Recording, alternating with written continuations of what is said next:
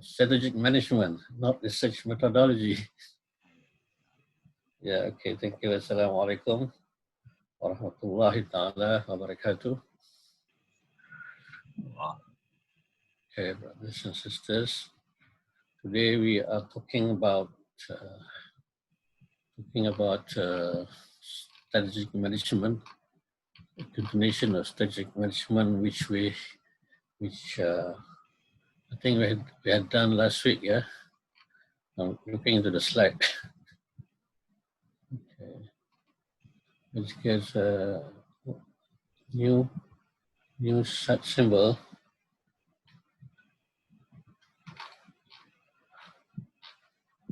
Okay. We have covered first, second, third, fourth, fifth lectures. Today, we are going to discuss about the application of Maqasid Shariah as a national strategy, how Maqasid Shariah could be applied in one way or another. And just to recall all of us, we have covered Shariah, Maqasid Shariah as a set of objectives. We have covered management as a continuous process. We have covered Islamic management, strategic management, and Maqasid Shariah as a corporate strategy. And last week, we discussed on the application of Maqasid Shariah in industry or in economic. We covered all the economic spectrum from production, distribution, consumption, development, and management. All these are integrated together with Sharia, and then we understand that from this economic spectrum, when it is being integrated with Sharia, it transforms into dimension of mainstream economy. We could define as Sharia production, Sharia distribution, Sharia consumption, Sharia development, and Sharia management. And we look into the beauty or the advantage of Islamic economy. It has to do with the obligation of development, a social obligation implanted into the system, as we understand that Sharia economic activities, they are required to pay zakat in addition to income tax.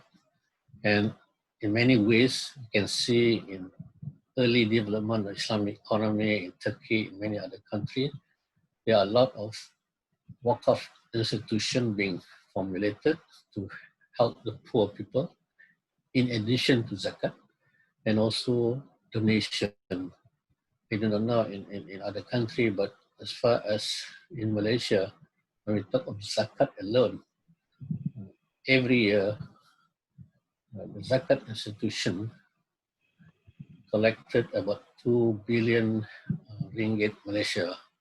It's quite substantial.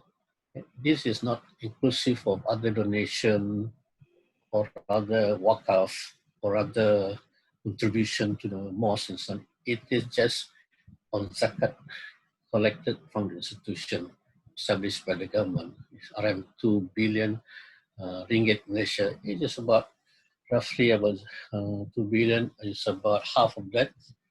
US dollars divided by 4 is about 0.5 billion US dollars. Yeah.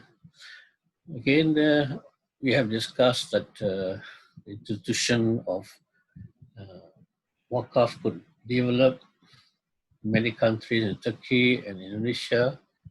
They have developed very effectively, independently, able to sustain independently and financially without any assistance from the government. For example, in Indonesia, a very good example, one of the well-established Waqaf Foundation is known as Muhammadiyah Foundation.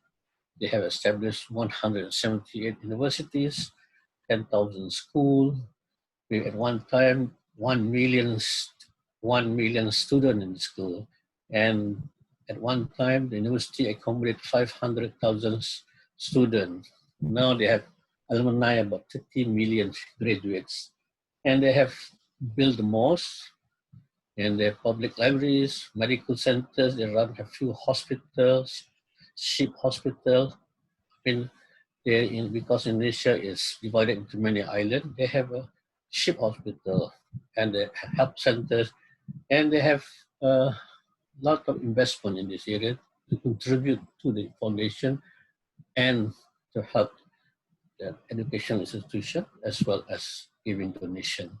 It's a very good uh, example in Turkey and also. Anyway, we can see that economic activities could contribute in many ways to help the society, the Muslim and non-Muslim alike. And it can be independent, just like in Indonesia. It can be independent like Turkey, but it also can be structured with the assistance of the government. In Malaysia, they are more, in terms of collecting zakat, they are more structured in the way that they are collected by the institution established by the government. They have schools, they have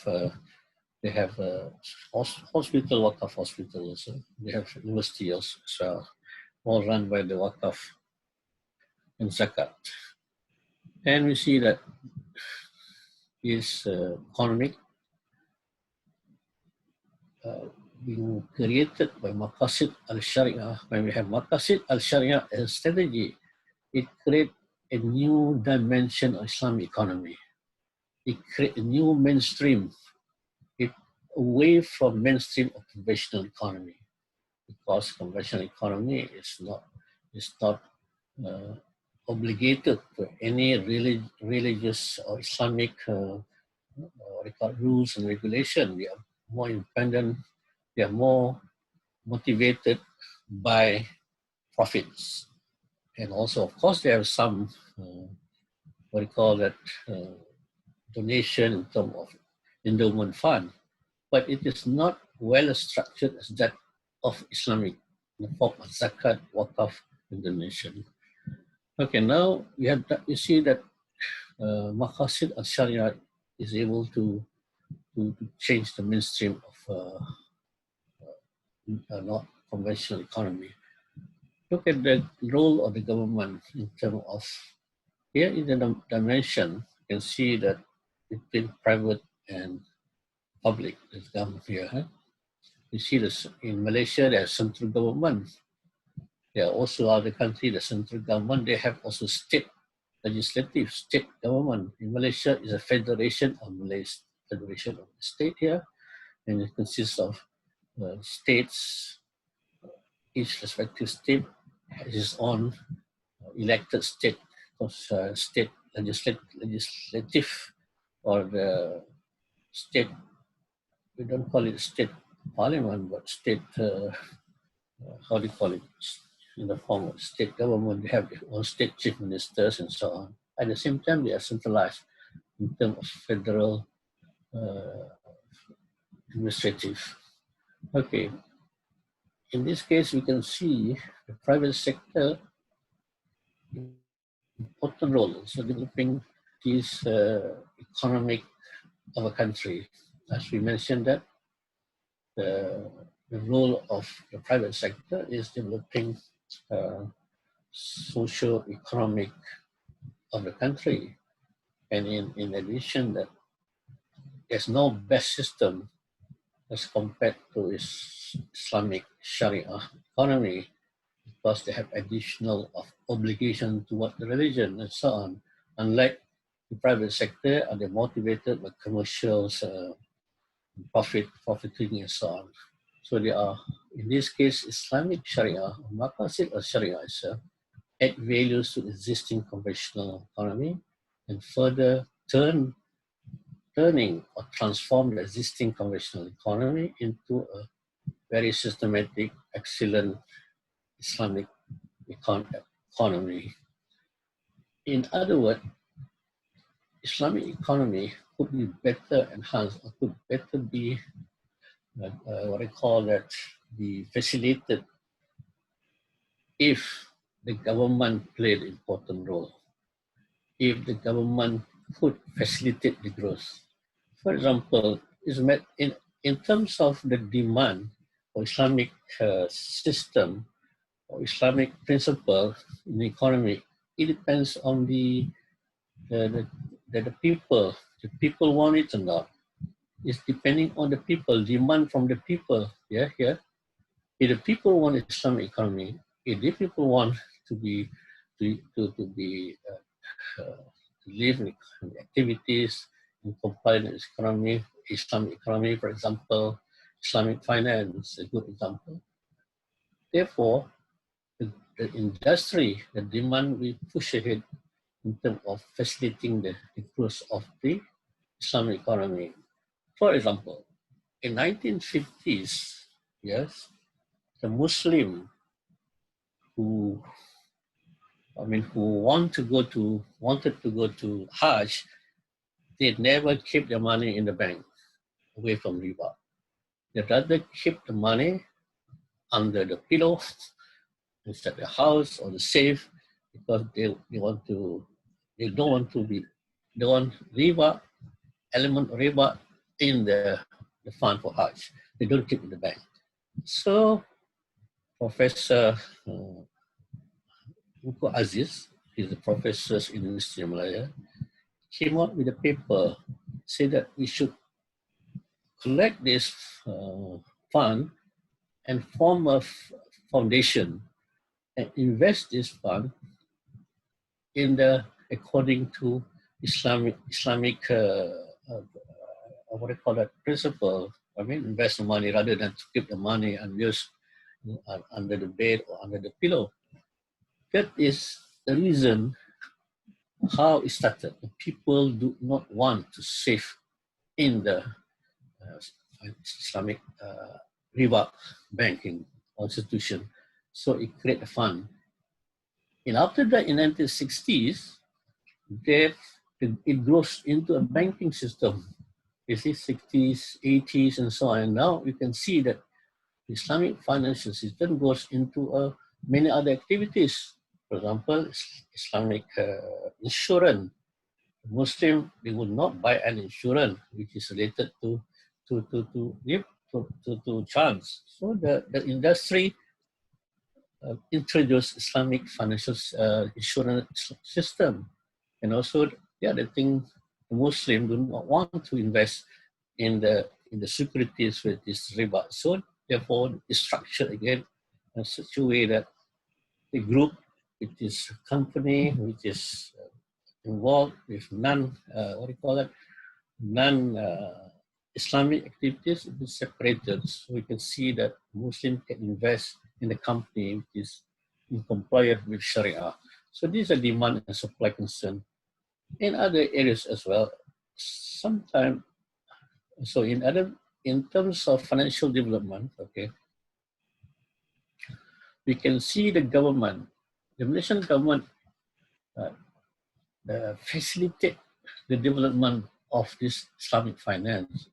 Islamic financial system is very complex because it involves regulation, it involves regulatory framework, it involves Sharia government framework, it involves legal and tax framework.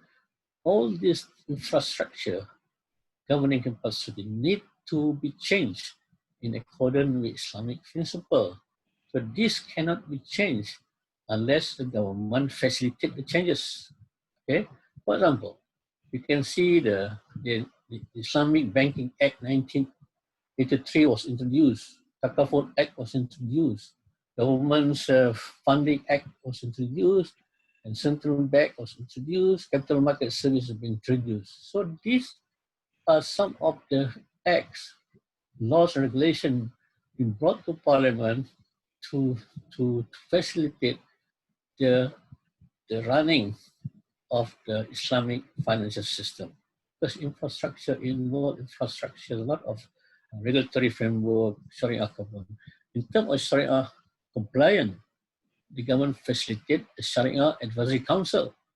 You see, the former Islamic Sharia Advisory Council to not to monitor, to advise the banking system in terms of in compliance with Sharia, if there are new products to be introduced, and so on. They look at the Sharia Council, and then they have Sharia committees to monitor, and they develop Sharia parameters and the Sharia governing framework. All these are the government initiative, and also this government initiative to change the whole system of conventional Islamic finance towards Islamic bank finance system. So here, without helping the government, without changes in rules and regulation, it's just difficult, or rather to what do you call it, enhance the growth of Islamic finance. But after all this infrastructure been done, and the demand is being created, and the consumptions are very good, and people understand the advantage of Islamic finance, Islamic finance grows into the world today, you see. And then the international Islamic monetary system accepted the system and changed it to accommodate Islamic finance. You see how it grows. It has to start somewhere. You need someone to start.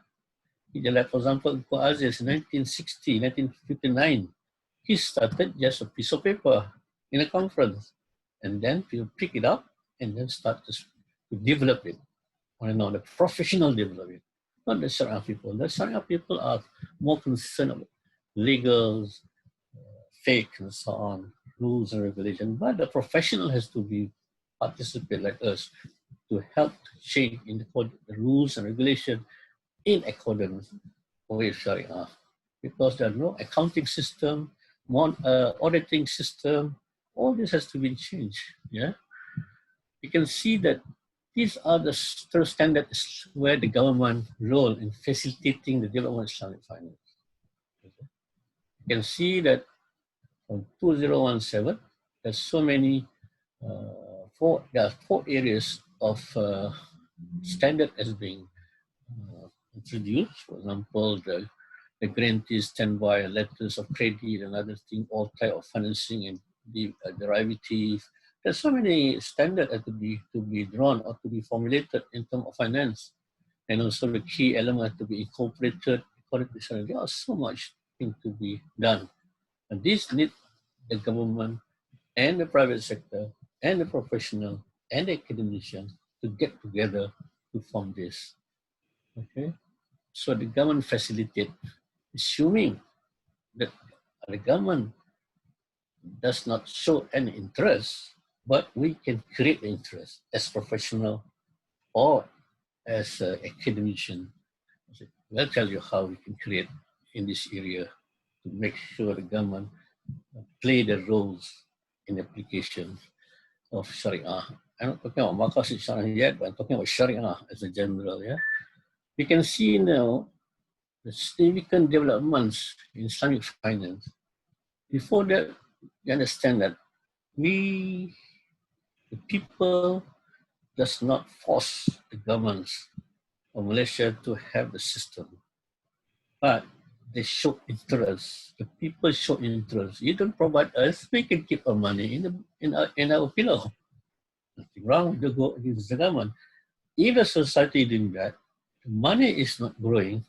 That is why Professor Aziz came up with the idea of this fund that goes to Islamic banking. You see, it is a matter of psychological and the demand. So now we can see key success expected is just, I mentioned here, public demand and government commitment. Yeah, you can see it grows into retail banking, 1970s. Okay. And then it go to commercial bank, World Bank. Now I go to property finance and syndication, and I go to Islamic insurance takaful developed in 1980s. In 1990s, equity fund, Islamic securitization, okay, advanced treasury services, balance sheet management, innovation, asset management. So you can see it grows from time to time to time. It takes how many years already now? 70 to now. It's about yeah, 30 plus 20, 50 years.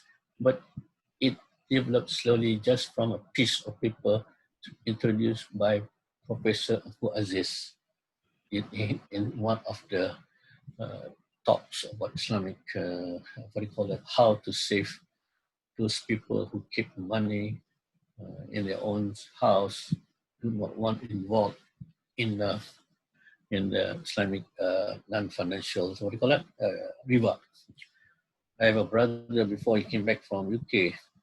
He didn't want to keep his money. Same thing with me in the Islamic bank. We keep ourselves and go on and on. So we have Islamic banking now. We can keep in the Islamic bank. Okay, so there's one important factor, the demands. You should create demand. Do not worry in the sense that the government, don't force the government. Just show that we need such a system.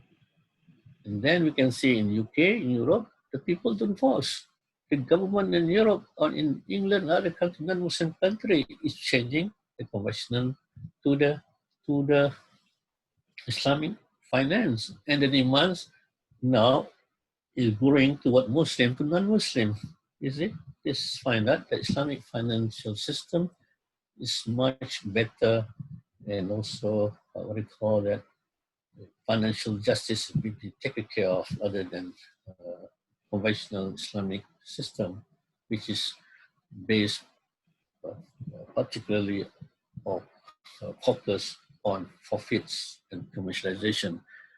Okay, so now I believe in the future, because now the interest of Islamic system has grown into certain system, and then the interest is great, we should put clearly into that Maqasid Shariah should be especially mentioned as in the management of Islamic banking, CB or Islamic finance, whatever it is you call it, because Maqasid Shariah is a very structured set objective. Not many people know.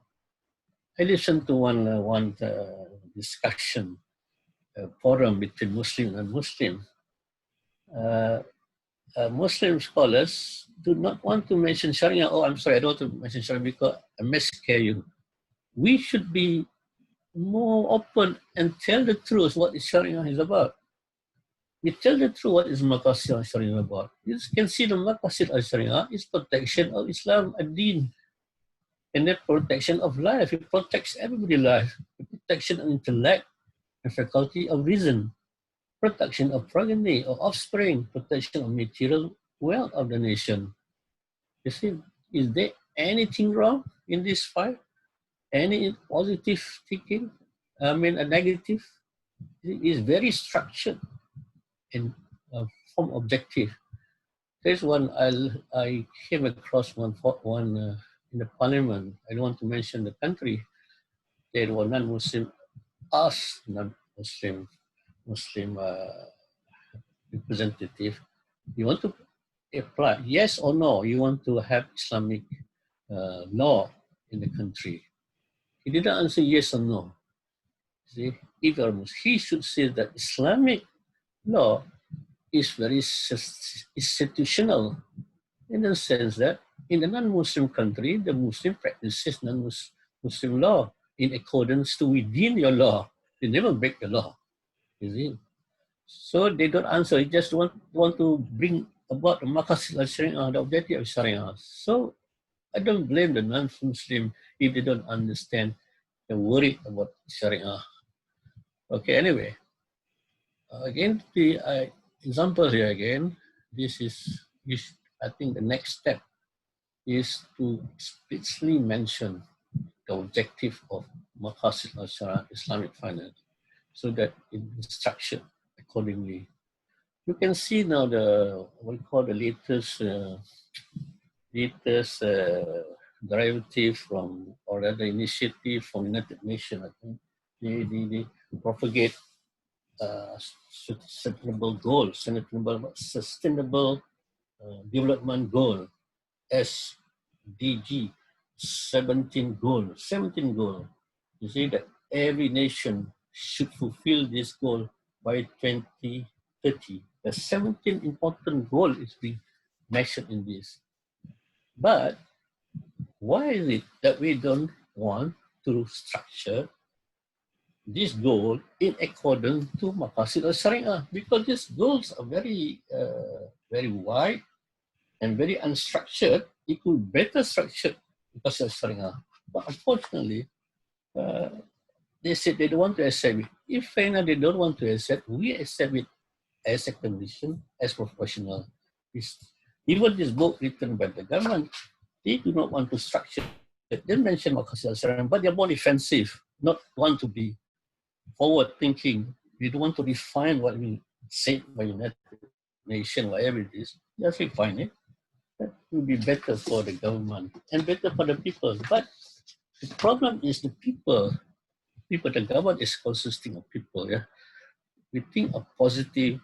They should be exposed to Sharia, even professional, understand Sharia in a better perspective overview as we have discussed earlier. Yeah. Another aspect you can see, for example, private sector can initiate own Sharia system. We have discussed in earlier discussion. You say that, I think I should make it bigger for you to understand this. Okay.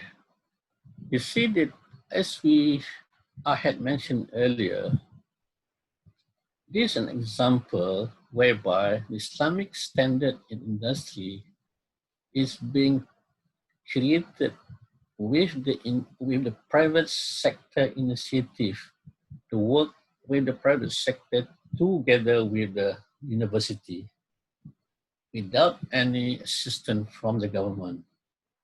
Because if we study the development of some of the standard in the West, give an example, the 5-star industry, 3-star in Europe, in America, they call it diamond, 5 diamond. In Australia, they call it also diamond and so on. They rate the country 5 diamonds, 3 diamond. In America, in Europe, they call it star. These are the standards they created by their own. They developed 100 years ago for a start. It started from the automobile industry to give guidance for the travelers to which standard of hotel accommodation they can stay, 3-star, 2-star. So with this initiative, it's not government. The government is just from the people. So in this case, why not we start our own Islamic quality standard? With this initiative, we could create the standard. We have created this in 2012, Islamic quality standard in hotel. At that time, we called meeting of the government. They're not interested, and we said, well, we want to do it ourselves. We want to practice ourselves. We want our friends, our association to practice such standard. Well, we don't go against them. But today, it become great interest among the government to follow this standard. And the standard being well accepted by industry. And now they develop into new standard in terms of other areas, travel, Islamic travel, and so on, so on. You see, this quality, Islamic quality standard, it does not based on food alone. It's based on services, environment, in the place accommodation. How we could change the tourist before, you can see some of the tourist area is being attracted by sex tourism, okay? For instance, they go for tourism, they go for sex and so on, for women. So we're having the Islamic quality standard in the hotel.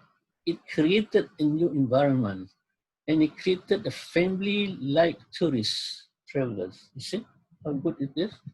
And we forbid such immoral activities in this area. It should, Islamic standard create a new environment in that sense. Okay, this can be done in terms of not only by the government but initiative interest created from industry for the government then to apply.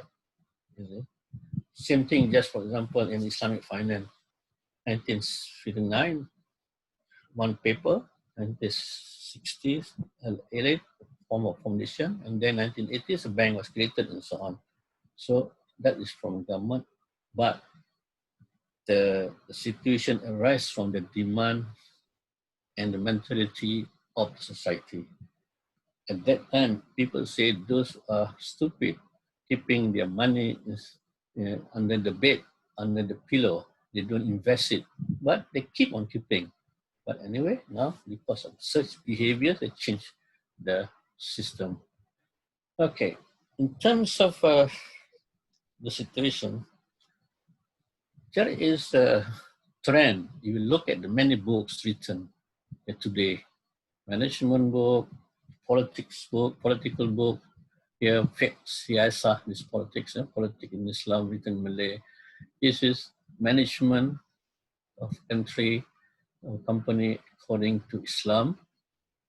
Here is government interest now, 2015, develop a government system of base, or rather based on its Maqasid Shariah. They develop an index. It's very good, even though they don't have plan, but they develop index first.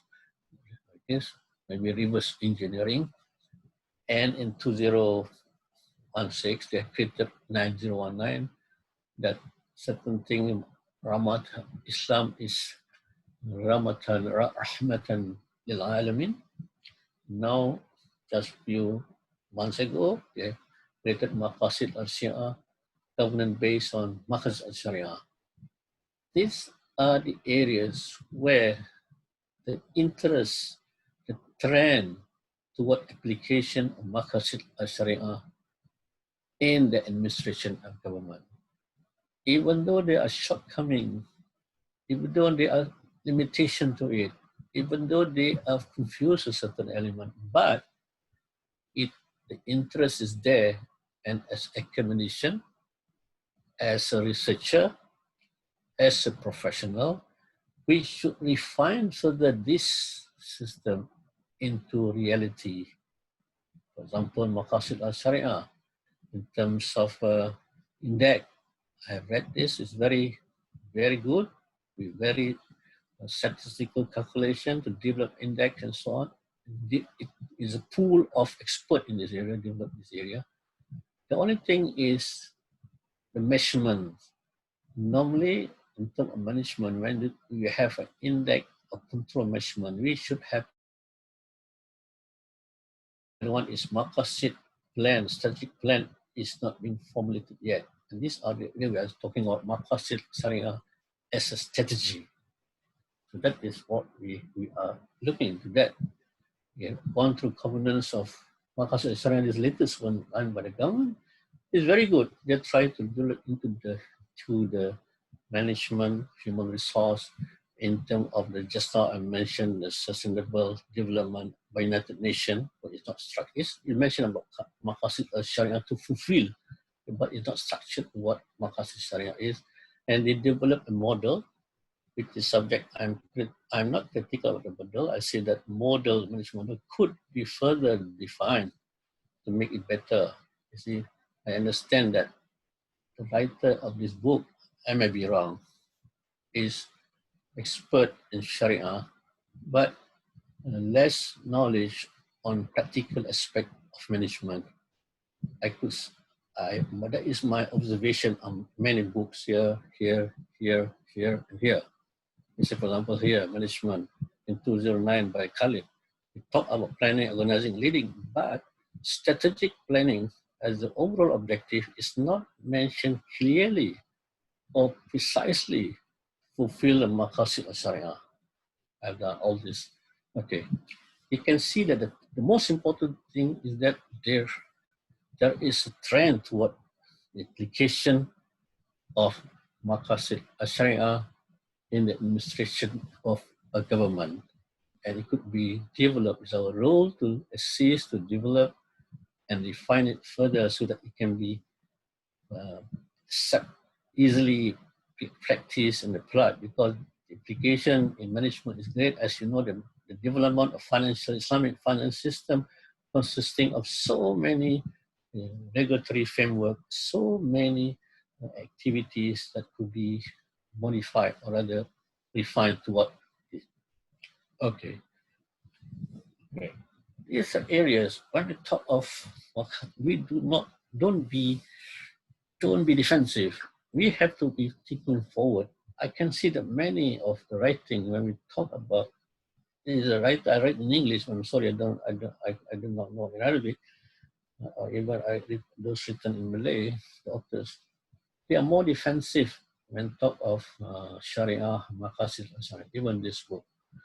Because why? I do not know. They are when we talk defensive, they are still have some reservation of putting across Sharia into the world. For example, here, okay, if we look at this ICRD, you see, we can see that the world from social catastrophe. This is the basic element of what happening today. People are talking about discrimination of women, exploitation of women. But now the situation is worse, the worst in the world. For example, 30 million men, women, and children are forced into 150 billion annual market for sex and labor. You see, this source is not my figures. It's source from 11 June. Device is I think from the United Nations. And then the South Africa, every 4 minutes, one person being raped. 1.5 million annually. You could imagine the problem? In US, every 1 hour, 22 women were being raped. Is this justice? Is this protection of women? Ask that question. It's not being highlighted. Even in we heard lectures from the Sharia people, they don't highlight this. The most important thing of Maqasid Shariah to protect human life, protecting religion, protections of what do you call it, offspring, and so on. In Sweden, highest in the world with 69 cases of rape, reported rape. 100 population, 20. This all the 2011 figures. Just now, I think the number never been increased. Top 10 of rape cases, you see, in Sweden, Jamaica. First is Sweden, Jamaica, Bolivia, Croatia. Now not even in Muslim countries. You see? You was wondering, even the Pope was so shocked to hear the story of human trafficking. We are not shocking because we do not know. You see, we don't tell the world that the world situation is terrible, and the only way to save this is Sharia criminal laws. I was asked once from one of the students, this is that Islamic law, you see, is very cruel. I asked him back, do you find anybody in Muslim world or in Saudi who practice Islamic law, people without hands, be imputed, or people were stoned to death? How many people a year? As compared to hear innocent people die because of rape. See? So these are the area in which Islamic Maqasid Shariah could be applied.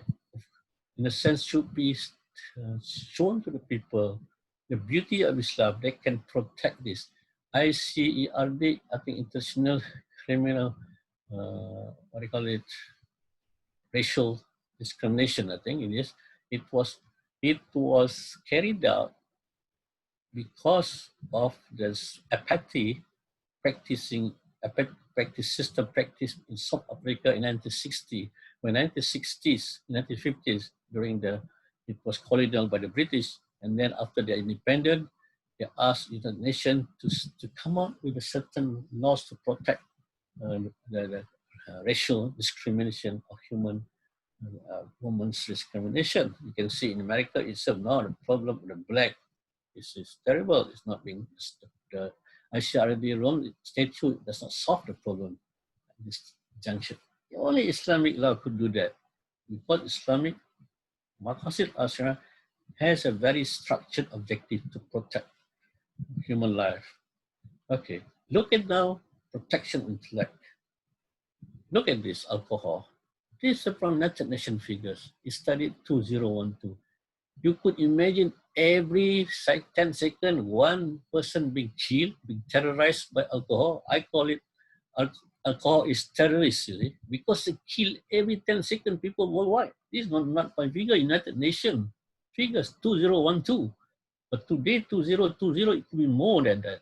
You see, 2020, maybe 5 million. My estimate is about 5 million people a year being killed. And no law, even though it's being, what I call that, being the United Nations request the members country, please put a stringent law to protect these people from being killed by alcohol. There's no stringent law being carried out till today. 2012, you can see the report, complete report, stated, please, members country, protect these people from being terrorized, but not say terrorized, my own word, terrorized by this alcohol. You see, it's terrible to see that. It was in worst scenario with COVID-19 kills. Now for 6 months, COVID-19 kills 0.6 million a year. It could be by this year 1 million. It is spread, of course, that are controllable if the vaccine is being formulated. But alcohol, it can be controlled immediately if there's certain rules and regulations put forward. According to CIA report, the cause of accident, death accident, is due to 40% alcohol. In Taiwan, if you man accident, you will send to death the driver. You see?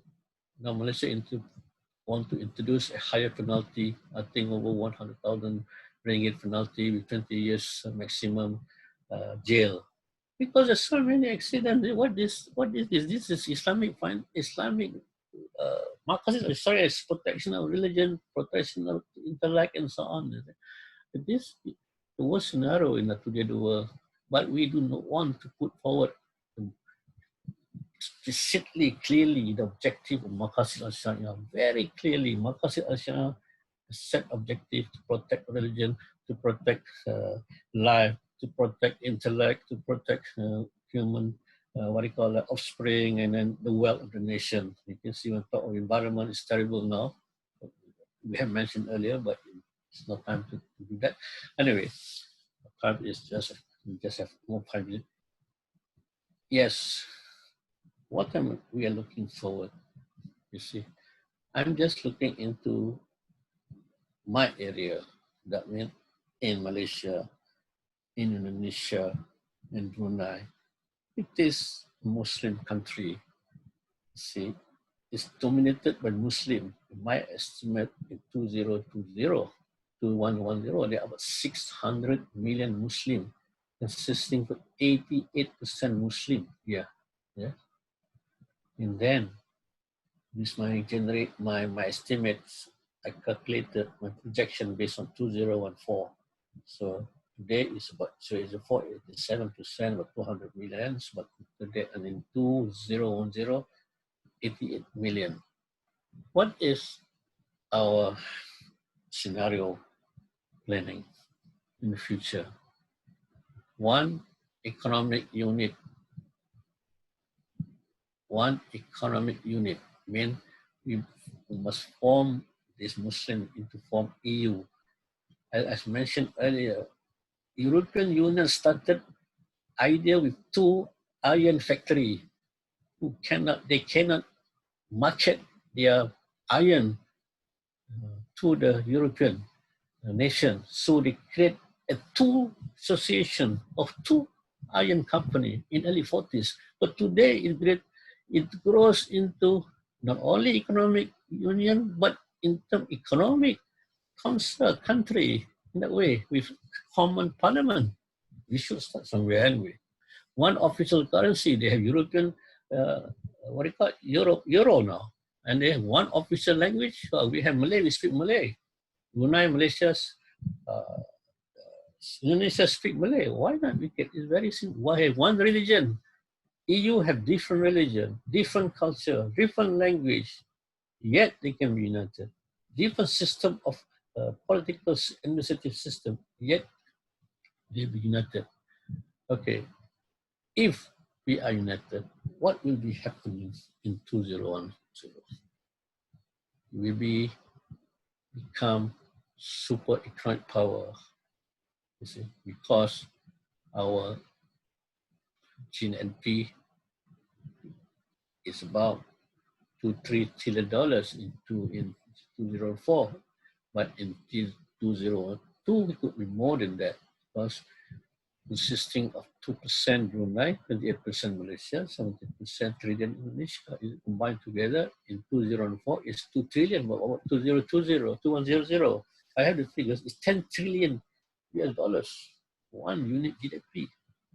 So imagine we can have Muslim dinar and so on. But this is imagination, not the scenario plan, scenario thinking. What will happen if we united under Muslim and under Muslim Maqasid Shariah will be. It doesn't matter it starts from today or it starts from tomorrow, but it has to start somewhere. 1,000 journeys start from a step forward, just like the starting of EU. Yeah, you can see this is what we can do.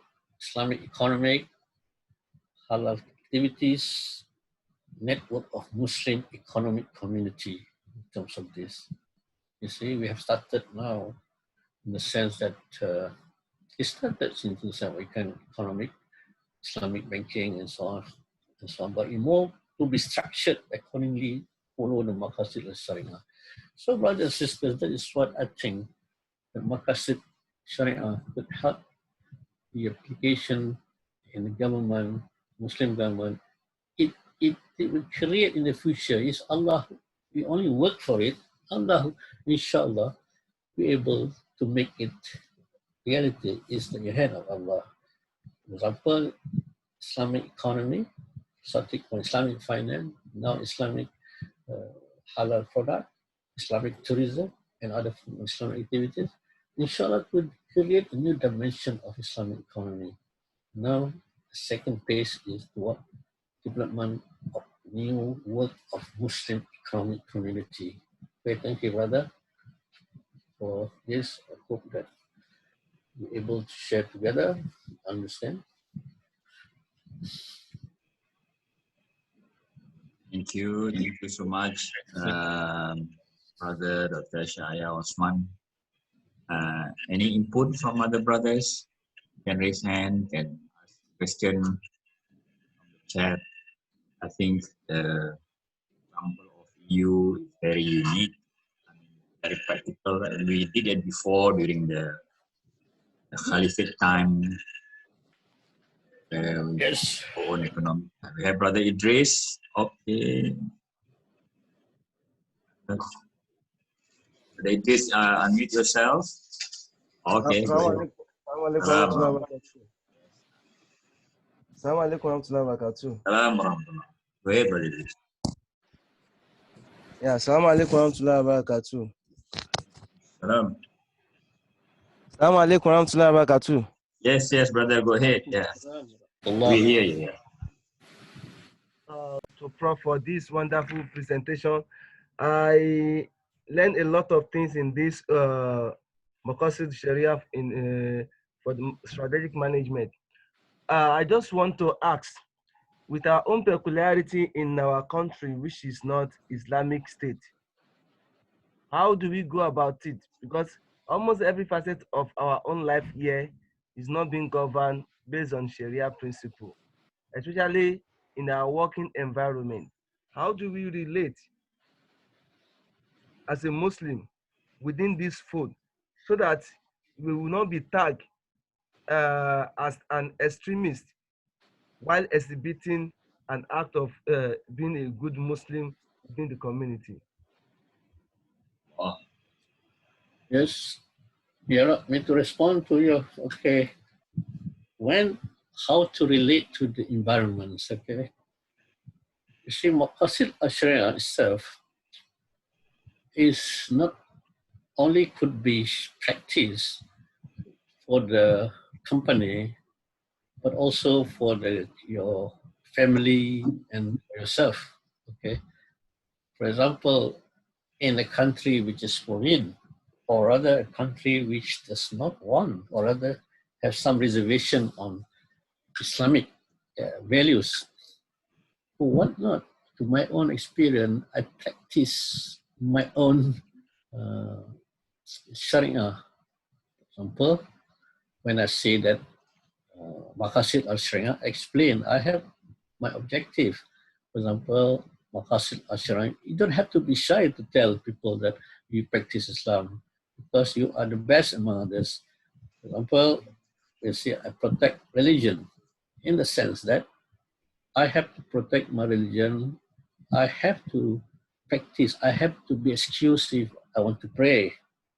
You see, they said, all right, no problem. You can express to pray, and also be be excluded in the sense that if you have some function, office function, having element of non-Islamic, they say, all right. For example, even though I mentioned earlier that the owner of the company which I work, when they have a birthday party, they invited me. I'm a senior general manager.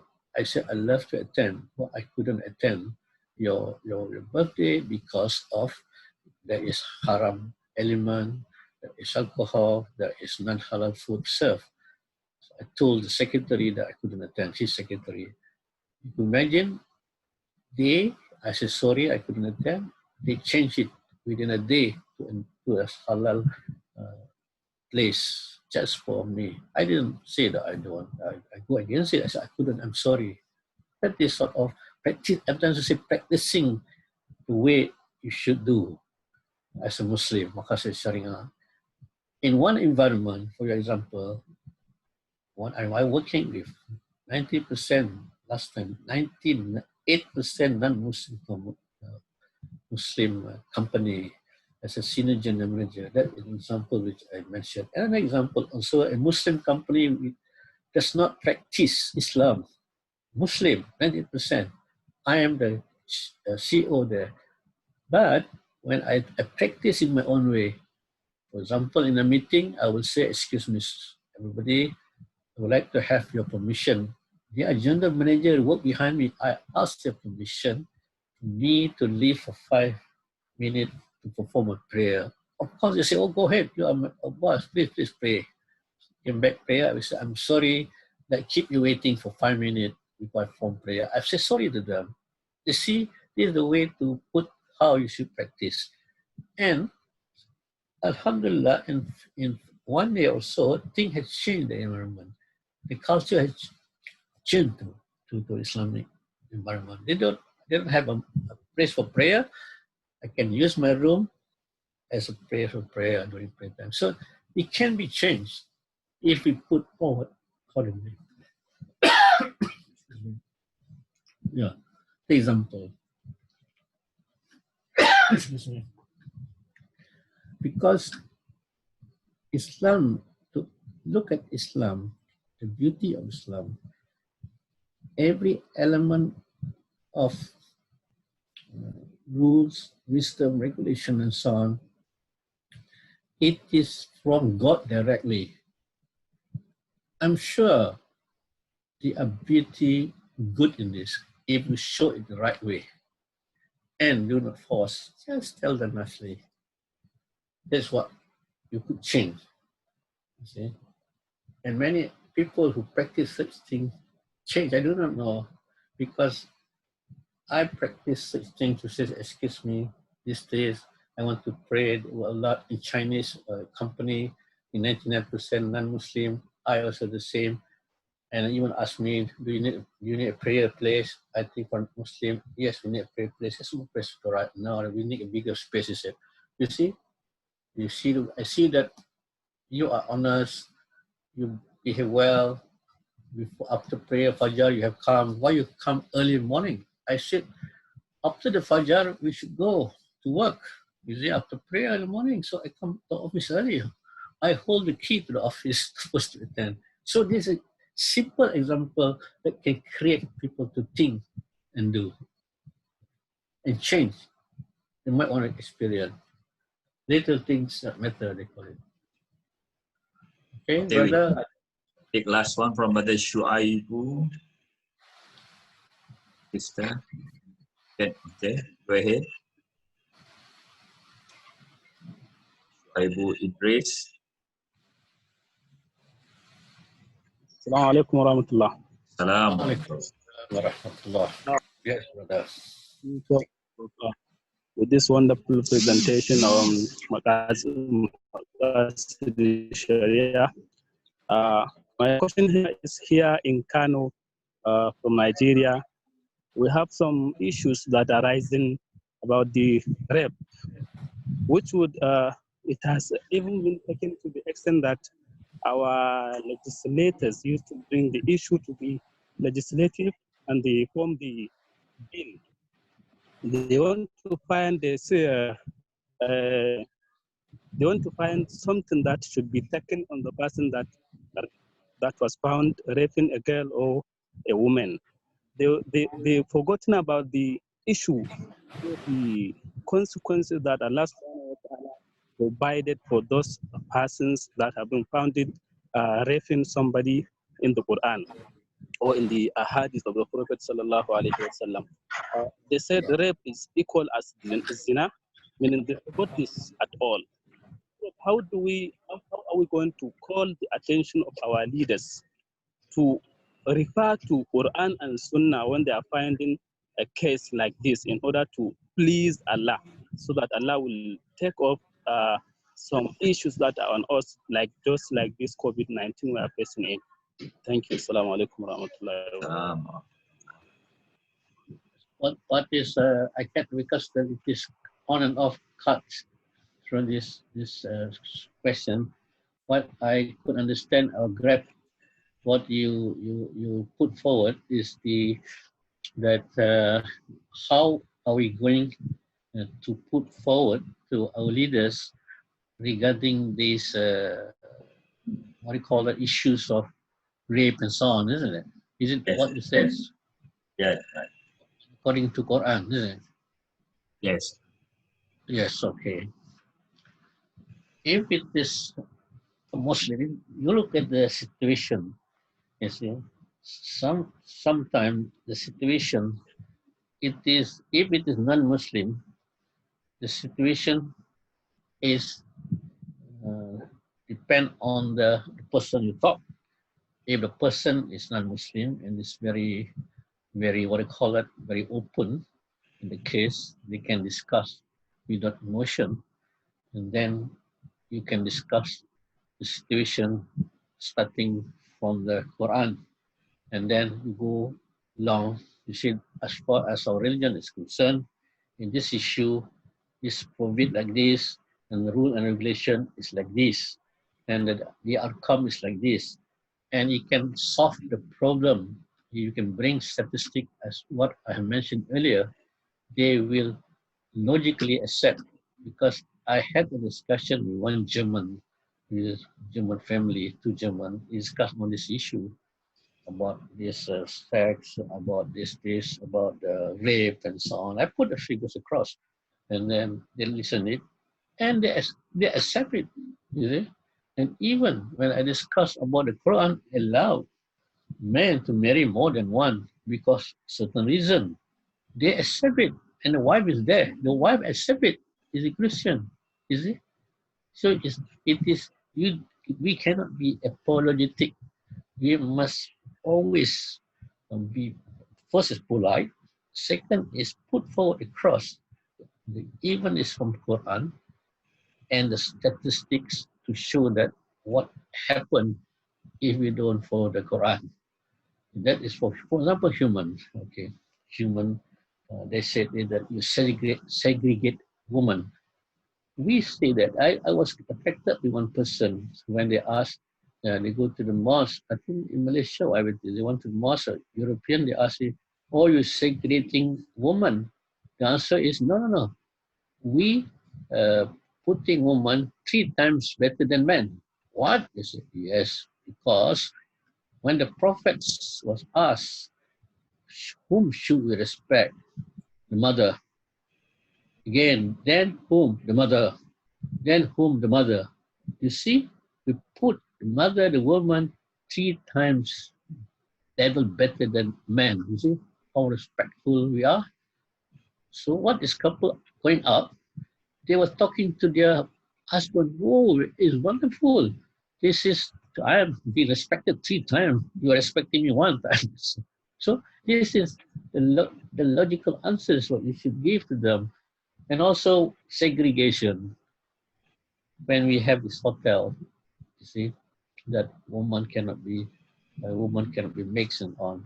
So what we put across is that woman, we put exclusivity, we respect woman. That's how we respect the woman. We have the exclusive place for women to have their own environment. And so they are more comfortable, according to research, among women. You see, we have been among our time with all families and so on. When we come to function, when we even confine our family, we don't have exclusive time for men, women together.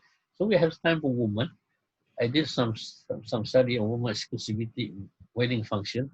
They found that women among women, they're more comfortable asking more interaction, they know each other. Same thing with men. Ask yourself, if you're among men, you can talk something better on certain issues for the woman. But if you're going with certain group mix, we are more reserved in certain things. So you see, yeah, we have to do some finding and so on, and to be reasonable. And they accept it, but accepted is more put logic into it. It's logical. Our religion is very logical, very protective, very peaceful, and very merciful. Thank you, Prof. Final word for today, Prof. Before we end. Okay, thank you very much for listening, for the good discussion. So whatever you ask question is good for me also. I think there's a one prophet says that if you ask question, you give many advantage. First is to people who answer it. Second is to yourself. Third is people who listen it. And four, those you can spread the thing. So there are advantages of it. So ask question and give opinion across. Thank you, brother. Yeah. Thank you, Prof. Thank you, everyone. We'll see you again tonight. Assalamualaikum warahmatullahi wabarakatuh. Salam.